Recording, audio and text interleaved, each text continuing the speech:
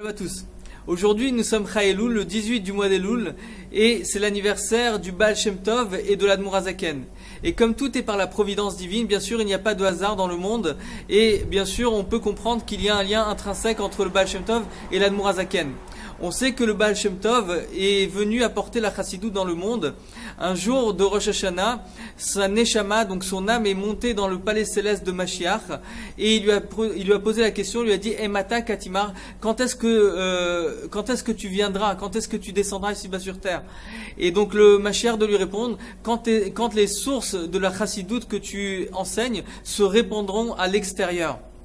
Et donc toute sa vie était pour diffuser donc bien sûr les profondeurs de la Torah. On sait que Baal Shem Tov a la même valeur numérique que Mashiach. 357 plus le Kollel qui fait référence à Mashiach. Et donc il avait le Nefesh de Mashiach, il avait l'âme de Mashiach. Et donc, quel est le lien donc bien sûr avec l'Admour Hazaken? L'Admour Hazaken, en fait, on sait que c'est la première lignée de Chabad, et tout le but de la vie de l'Admour Hazaken, en fait, c'était de faire intégrer toutes ces notions très très profondes, parce qu'on sait que la lumière de Mashiach, c'est une lumière qui transcende totalement la logique, et donc de l'intégrer à travers la Chokhmah, à travers la compréhension. Et donc le but de l'Admour Hazaken, en fait, c'était d'acheminer toutes ces compréhensions, toutes ces lumières à travers un intellect qui puisse être compris. Et donc bien sûr, après 300 ans de Chassidoute, depuis le Baal Shem Tov jusqu'à notre génération, on a le pouvoir aujourd'hui de comprendre des notions et d'intégrer des notions qui nous donnent la facilité de comprendre en fait notre vie au quotidien.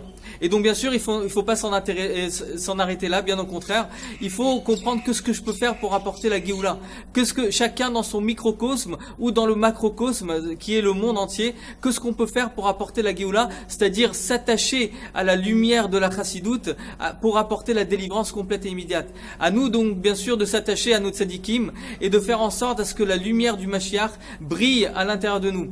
Comme c'est marqué, il y a une parabole chassidique qui dit Emata Katimar, quand est-ce que tu viendras? Et la Chassidoute de nous dire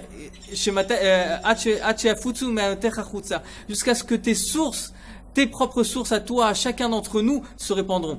Hachem attend de chacun d'entre nous que les sources qu'on a étudiées de la Chassidoute se répandent à l'extérieur. Donc à nous de prendre en fait tout est dans nos mains, et à nous d'acheminer ça justement à l'extérieur jusqu'à ce que la lumière du Melech HaMashiach se dévoile Be'ezrat Hashem avec le troisième Beth Amikdash. Une très bonne journée à vous.